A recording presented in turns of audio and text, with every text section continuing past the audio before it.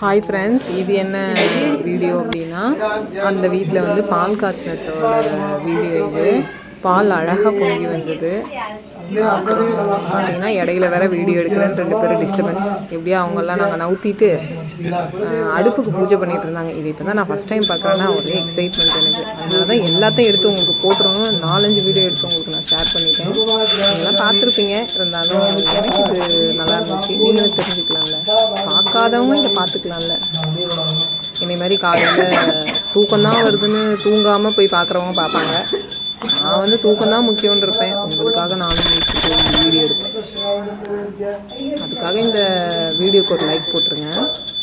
அப்புறம் அந்த வீடியோகிராஃபர் வந்து என் டிஸ்டர்பன்ஸ் தாங்க முடியாமல் ஏறி அந்த அடுப்போட கிச்சன் இது இருக்கு இல்லைங்களா, அது மேலே ஏறிக்கிட்டாரு. அந்த மேடை மேலே ஏறி அவர் ஃபோட்டோ எடுக்க ஆரம்பிச்சிட்டாரு.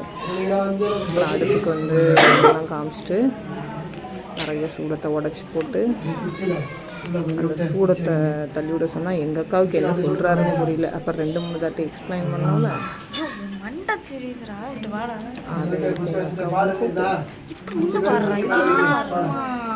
பார்த்தீங்கன்னா ஒருத்தர் அந்த பால் குண்டான வைக்கக்கூடாதுன்னு அது வேற 5 பேர் வைக்கணும்னு எல்லாரும் ஆளுக்கு ஒரு டைரக்ஷன் அந்த பால் குண்டான கீழே போடாமல் பால் குண்டான வச்சுட்டாங்க.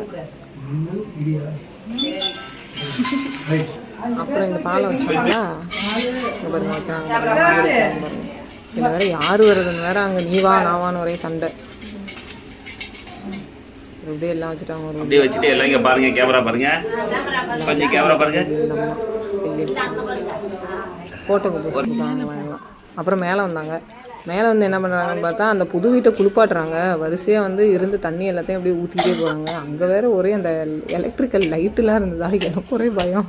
என்னடா ஷாக் அடிச்சிடாதா, இவன் கூட தண்ணியை ஊற்றிட்டே போகிறாங்களே. பிகினிங்லேருந்து எண்டு வரைக்கும் வரிசையாக எல்லாம் லைனாக அப்படியே ஊற்றிட்டே போகிறாங்க.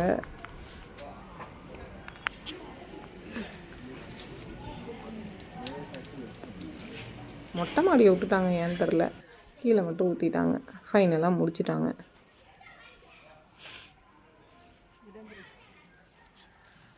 இந்த பெரிய குடத்தில் இருக்க தண்ணியை கொஞ்சம் கொஞ்சமாக கஷ்டப்பட்டு ஊற்றுறாரு இல்லைங்களா, அதுதான் எங்கள் தாய் மாமா. எல்லா உறவையும் விட தாய் மாமா ஒரு சிறந்த உறவு இல்லையா? உணவுன்னு சொல்லிட்டேன், சாரி, உறவு. பார்த்தீங்களா, பால் பொங்கிச்சு. இப்போ பாருங்களேன், இந்த பால் பொங்குறத நான் வீடியோ எடுக்கணும்னு பார்க்குறேன். இந்த அம்மா அதை ஊதி உள்ளத்தல்ல பார்க்கும் பாருங்களேன். இது அராஜகம் தாங்க முடியலை எனக்கு. அங்கே பாருங்கள். இப்போ ஃபைனலாக செத்த உடையமா அது வீடியோ எடுத்துக்கலான்னு சொல்லி அதுக்கிட்ட பேசி அதை வீடியோ எடுக்கிறதுக்குள்ளே நான் பட்ட பாடு இருக்கே.